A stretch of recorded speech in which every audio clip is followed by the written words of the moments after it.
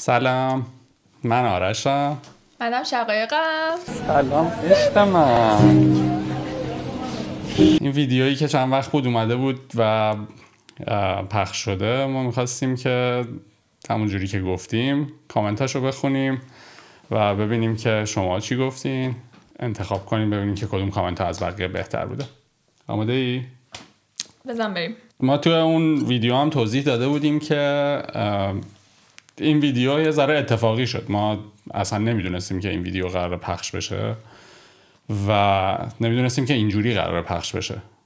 قرار بود که ادیت بشه، قرار بود که یه سری آهنگ روش بیاد، قرار بود کات بخوره، قرار بود چیزهای مختلف اتفاق بیفته، ولی خب اینجوری پخش شد. ولی خب بعد از این که پخش شد ما هم نشسته بودیم داشتیم با هم یه نگاه میکردیم کامنت ها رو گفتیم که چه اتفاقی داره میفته. نظر تو چیه؟ چه اتفاقی افتاد؟ اتفاق عجیب. واقعا چه اتفاقی داره میفته؟ خب کجا بودی حالا؟ رفته بودم خجل بشم. فاک. خب بریم برای کامنت ها. خب یه سری که گفتن دم جنبتون گرم، قربان شما. خواهش میکنیم. خیلی چاره دیگه ای داشتیم؟ نه واقعا. نه میگن که باید میشستیم دونه دونه جواب ملت رو میدادیم، فوش میدادیم بهشون، اونا فوش میدادن، ما فوش میدادیم، گریم خب چیکار کنیم دیگه، خودمون هم شیر میکنیم ببینیم چی میشه. حالا 10 دقیقه قبل داشتیم فرمالیته میگرفتن اون بالا یاد نشد. آره داشتیم میگرفتیم، به خاطر همین اصلا خیلی عجیب بود که ما داشتیم 4 ساعت فیلم برداری میکردیم، بعد یه دفعه ما گفتن که تظاهر کنید که یه هفته از همدیگه رو ندیدید. آره دیگه چیکار باید بکنیم تو این شرایط؟ همون کاری که کردیم. همون کارو یه دفعه ای شد، به خاطر همین شد. آره به خاطر همین اصلا عجیب بود. آره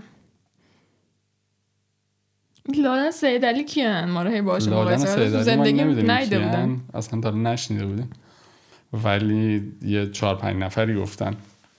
یا علی گفتیم و بلاگری استارت خورد. ما خیلی پلنمون بلاگر شدن نبود واقعا. علاقه تو بگو چجوری شد؟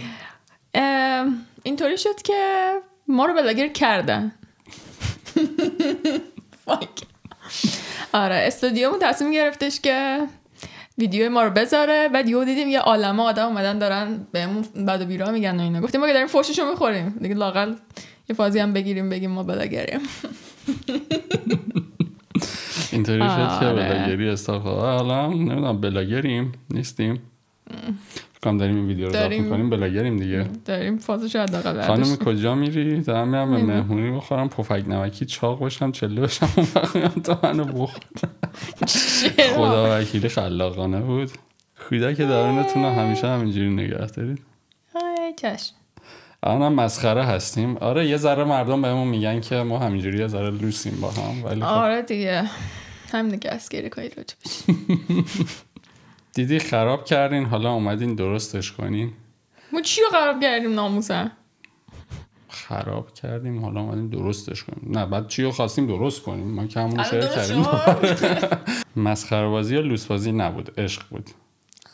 اگه واقعا عاشق باشی، من که عاشق شقایق که هستم، خب منم هستم، ولی یه کوچولو هم لوس بازی بود خدا وکیلی. یه کوچولو. مثلا من کجا بودی و همینجوری حالت عادی استفاده نمی‌کنم، کجا بودی لحن مسخره. آره ولی خب آره دیگه ما موقعی که لوس بازی در میاریم دیگه با هم، ولی خب اونجا میگم کجا بودی اینجوری که میگم دیگه یه کوچولو. همش چرت اینا برای دیده شدنه. حقیقتا ما اصلا نمیدونستیم که اینقدر به روی اینستاگرام عروستوماد مناطق لوسخیز. خدا وکیلی خوب بود. آره موافقم. یکی نوشته موش با خلدت کی تو رو عروست کرده، دامادی چه لوست کرده. یه سال دیگه به جای دلم تنگ شده میرینی. گلم اینجا دو اسبی بستی، پس الان چرا از اسب پیاده شدی؟ اینو تو پرانتز بگم که ما زندگی خودمون رو داریم، درآمدمون رو داریم، هدفمون پول در آوردن از این نبود، نیست دیگه. خواستیم که طنز ماجرا رو زیاد کنیم. یه ذره دیدیم که مردم دارن کامنت میدن، گفتیم جوابشون رو بدیم ببینیم چی میشه. اولین دیدار مذاکره مستقیم ایران و آمریکا و دیدار پزشکیان، داماد و ترامپ عروس. What؟ تو چجوری ترامپ شدی؟ قشنگ مشخصه برای وام ازدواج عروسی کرده. تو می‌خواستی وام ازدواج بگیری، از من سوء استفاده کردی؟ برو گم شید. برو گم شید. فاک. یکم میو میو کن برای عمویی. فکر می‌کنم تیم‌های فیلمبرداری عروسی کلاً کارشون اینه که بهتون یه چیزایی بگن که بمونید که چی کار باید بکنید.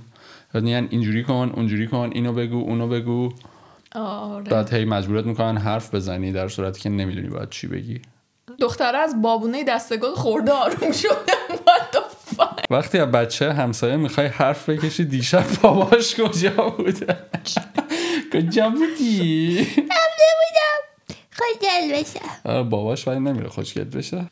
نصفم آب شد رفت تو زمین. آقای ایشالله نصف دیگه هم بره.